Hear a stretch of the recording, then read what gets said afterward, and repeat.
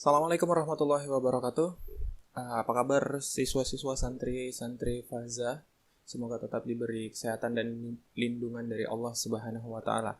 Baiklah, di pertemuan kali ini kita akan lanjutkan pembahasan kita pada pertemuan sebelumnya. Di pertemuan sebelumnya itu kan kita udah bahas tentang bola kecil ya. Kita udah bahas dua jenis cabang olahraga, yaitu ada uh, slagball atau rounders, kemudian ada juga bulu tangkis yang kita udah bahas di pertemuan sebelumnya. Nah, pada hari ini kita akan bahas tentang olahraga bola kecil lainnya yang cukup diminati di Indonesia, yaitu olahraga tenis meja atau yang biasa disebut dengan pingpong. Ya, jadi tenis meja dan pingpong itu sebenarnya sama saja. Ya, olahraganya sama saja. Tapi kenapa ada istilah pingpong dan tenis meja, nanti Bapak akan jelasin. Ya, sebelum kita bahas lebih jauh, kita harus tahu terlebih dahulu tenis meja itu sebenarnya apa sih ya. Tenis meja itu adalah suatu cabang olahraga yang tidak mengenal batas umur ya. Jadi dikenal sebagai olahraga yang sangat digemari secara luas di Indonesia ya. Kemudian anak-anak maupun orang dewasa itu dapat bermain bersama ya. Jadi kadang di lapangan-lapangan perumahan segala macam itu bakal disediain tenis meja untuk dimainkan oleh semua kalangan. Di sekolah juga begitu ya, baik guru, siswa segala macam itu dapat memainkannya bersama. Kemudian dapat dianggap sebagai acara rekreasi, dapat juga dianggap sebagai olahraga atletik yang harus ditanggulangi dengan bersungguh-sungguh dan harus mempelajari dan memahami berbagai macam stroke atau pukulan yang ada. Jadi di dalam tenis meja ini banyak sekali teknik-teknik pukulannya. Ya, nanti akan kita bahas juga bagaimana teknik pukulan-pukulan yang ada di dalam permainan tenis meja atau pingpong ini. Nah, jadi kita harus menguasai juga berbagai style permainan yang utama. Nah, kemudian tenis meja itu merupakan salah satu cabang olahraga yang banyak penggemarnya, tidak terbatas pada tingkat usia remaja saja, tapi juga anak-anak dan orang tua, pria dan wanita cukup besar peminatnya. Ya, jadi baik pria, wanita, muda, orang tua, tua muda, remaja, segala macam itu banyak sekali yang menyukai olahraga yang satu ini ya. Hal ini disebabkan karena olahraga yang satu ini tidak terlalu rumit untuk dimainkan ya, tidak terlalu rumit untuk dipelajari ya, nggak kayak sepak bola dan lain sebagainya macamnya yang cukup rumit untuk dimainkan. Kemudian kayak basket ya, kalau basket itu kan kalau orang badan pendek tentu saja bakalan lebih dirugikan dibandingkan dengan orang yang berbadan tinggi ya gitu. Kalau kayak misalnya American football, orang yang badannya gede tentu bakalan lebih mudah menang daripada orang yang badannya kecil ya, karena ada saling tabrakan badan gitu ya. Kemudian kalau basket itu kan ringnya tinggi, kalau orang badan tinggi tentu bakalan lebih mudah untuk memenangkan pertandingan ya. Tapi kalau yang tenis meja ini enggak ya, jadi ini lebih ditentukan oleh teknik bermain dan kelincahan si pemainnya ya, dibandingkan dengan postur tubuh. Kemudian sejarahnya itu bagaimana sih ya? Tenis meja itu dibuat di Inggris sekitar abad ke-19, berarti sekitaran tahun 1900-an ya. Tenis meja ini mempunyai beberapa nama, salah satunya adalah wif-waf. Jadi sebelum ada nama pingpong dan juga tenis meja, di Inggris waktu dia pertama kali dibuat itu namanya adalah wif-waf. Dan disarankan bahwa permainannya pertama kali dikembangkan oleh tentara Inggris di India atau Afrika Selatan. Jadi orang Inggris ini ketika dia menjajah India ya, sama seperti ketika dia membuat permainan bulu tangkis ya. Jadi kebanyakan gabut ya orang Britania Raya yang menjajah India ini tadi ya. Jadi ketika mereka gabut, mereka buat permainan-permainan. Ya, salah satunya itu adalah bulu tangkis dan juga si tenis meja ini tadi. Dimana ketika perangnya berakhir, mereka sudah tidak lagi menjajah India dan juga Afrika Selatan secara aktif dengan militer ya. Sekarang kan tinggal penjajahannya secara ekonomi saja ya. Mereka akhirnya kembali ke negara asalnya masing-masing, ke Inggris, ke Britania Raya, kemudian dibawanya juga si olahraga hasil buatan mereka di sana tadi. Nah, kemudian pada tahun 1921 didirikanlah TTA. Ya, TTA itu Tennis Table Association yang di Inggris. Kalau dalam bahasa Indonesia itu artinya adalah asosiasi tenis meja. Nah, itu kemudian TTA berubah lagi menjadi Federasi Tenis Meja Internasional atau ITTF, International Table Tennis Federation. Itu kalau dalam kepanjangannya dalam bahasa Inggris ya.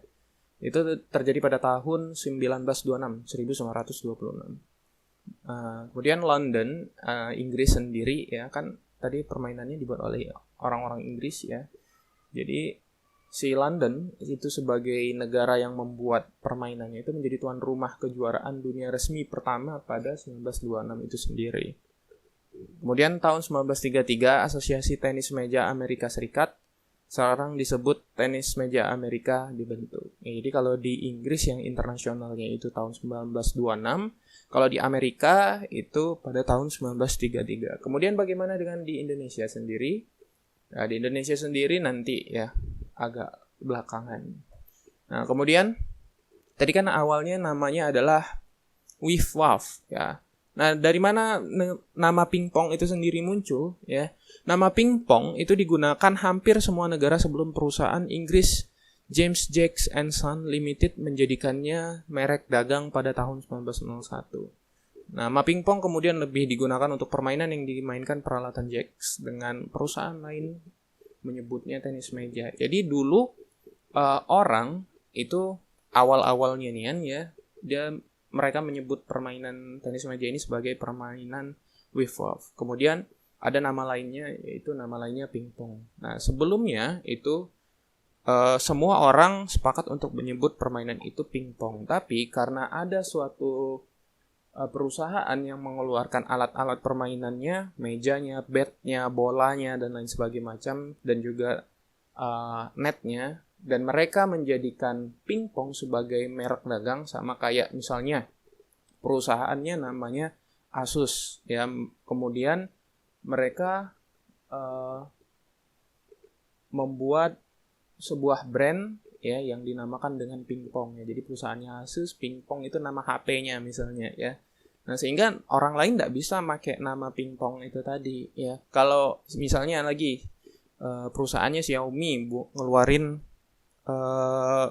merek dagang handphone namanya Redmi. Jadi Asus tidak bisa pakai nama Redmi. Kemudian Lenovo juga tidak bisa pakai nama Redmi karena udah dipakai oleh si Xiaomi duluan. Begitu juga dengan nama pingpong ini tadi. Karena si perusahaan James Jacks and Son Limited ini tadi udah pakai nama pingpong sebagai merek dagangnya, sebagai merek produk mereka, maka yang lainnya nggak bisa lagi pakai istilah pingpong. Makanya ada yang nyebutnya pingpong, ada yang nyebutnya tenis meja. Itu alasannya kenapa ada dua nama itu tadi ya. Nah, kemudian tadi kan kalau yang di internasional itu tahun 1926, kemudian kalau di Amerika itu tahun 1933, kemudian dia olahraga ini masuk ke Olimpiade itu pada tahun 1988.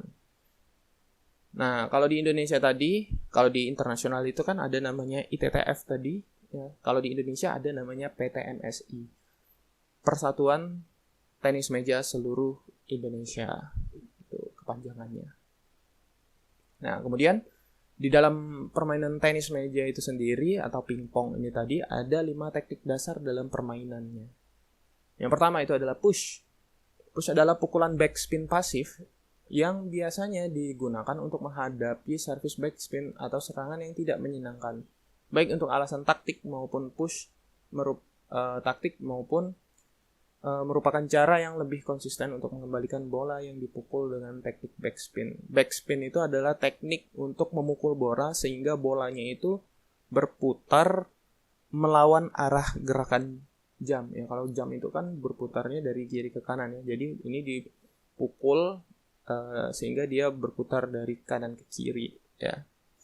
Kemudian yang kedua adalah drive. Pukulan forehand drive biasanya merupakan pukulan yang paling kuat karena tubuh kita menghalangi saat melakukan pukulan tidak seperti backhand. Selain itu otot yang digunakan biasanya lebih maksimal daripada pukulan backhand.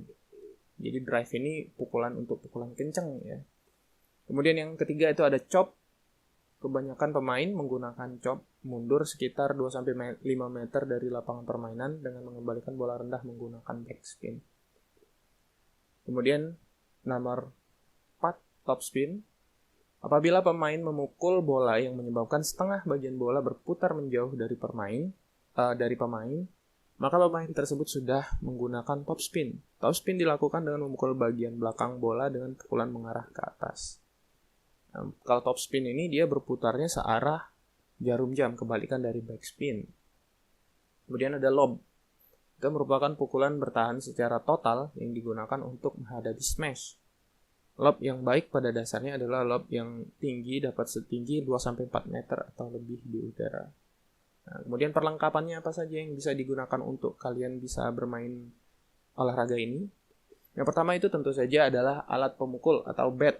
Ya, biasanya itu dibuat dari kayu tipis yang permukaannya dilapisi oleh karet khusus. Kemudian ukuran panjangnya adalah 6,5 inch atau 16,5 cm. Dan lebarnya itu 6 inci atau 15 cm. Lapisan tipis ini bisa ditambahkan lapisan fiberglass. Ya, kalau nggak karet itu biasanya fiberglass, kemudian karbon atau bahan lain sehingga batnya menjadi ringan dan tahan getar. Yang penting nggak getar, jadi ketika dia mukul itu mantap pukulannya. Nah, bentuknya itu seperti ini ya. Kalian udah tahu semua ya, udah pada pernah main kan ya. Kemudian bola tenis mejanya itu berdiameter 40 mm dengan berat 2,7 gram. Jadi tidak berat ya, sangat-sangat ringan. Kemudian biasanya berwarna putih atau orange dan terbuat dari bahan selulosa yang ringan.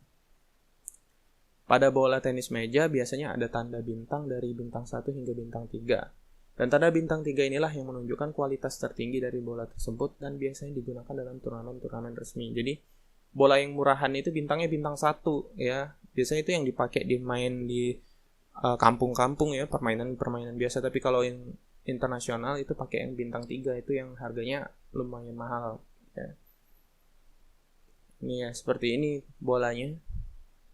Ini yang bintang 3 yang dipakai di turnamen profesional. Kemudian meja lapangannya, tenis meja kan berarti dia dimainkan di atas sebuah meja. Lapangan tenis dibagi dua oleh sebuah jaring atau net yang di tengah-tengahnya tingginya persis 91,4 cm dan di pinggirnya 107 cm. Setiap paruh lapangan permainan dibagi menjadi 3 segi, ya, sebuah segi belakang dan 2 segi depan untuk servis. Kemudian lapangan dan beberapa seginya dipisahkan dengan garis-garis putih yang merupakan bagian dari lapangan tempat bermain tenis. Sebuah bola yang dipukul di luar lapangan, meski tidak menyentuh garis, dikatakan telah keluar dan memberi lawan sebuah nilai. Nah, lapangannya itu seperti ini, kurang lebih ya. Jadi ada 2 sisi ya.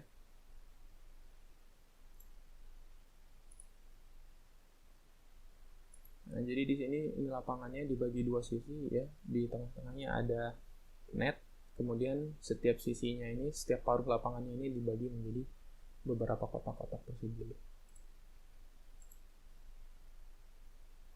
Kemudian ukuran netnya sendiri itu panjangnya 183 cm, lebar atau tingginya itu 15,25, jarak meja ke tiang itu 15,25 cm, kemudian luas netnya itu 0,29075 meter persegi. Macam-macam grip atau cara memegang batnya itu ada 3 macam ya. Yang pertama itu adalah shake hands grip, itu seperti namanya, shake hands, berarti dia adalah cara memegang net, cara memegang bat dengan cara seperti kita sedang berjabat tangan. Kemudian yang kedua itu adalah pen holder grip. Kalau pen holder grip itu cara memegangnya itu seperti kita sedang megang pena, ya. Pen holder, pen itu kan pena, hold itu artinya pemegang pena. Kemudian C Miller's grip. Nah, ini caranya. Ya, jadi kalau yang pen hold itu kan udah jelas di situ sama seperti kayak kita pegang pena, ya, telunjuknya seperti itu. Kemudian kalau shake hands itu seperti kita sedang berjabat tangan. Kalau C Miller's itu ininya beda dengan shake hands itu pada posisi bagaimana cara kita menggenggamnya. Kalau si Millers itu lebih erat genggamannya dan juga lihat telunjuknya itu ya. Kalau yang di shake hands itu kan hanya ditaruh di sisi samping saja. Kalau si Millers itu dia kayak menahan batnya. Nah, sampai situ dulu materi kita untuk kesempatan kali ini. Kalau ada pertanyaan yang ingin ditanyakan, silakan ditanyakan di grup. Dan jangan lupa untuk melakukan absensi untuk pertemuan pada hari ini. Dan juga jangan lupa mengerjakan soal-soalnya ya. Oke. Untuk menutup pertemuan pada hari ini, wabillahi taufik wal hidayah. Wassalamualaikum warahmatullahi wabarakatuh.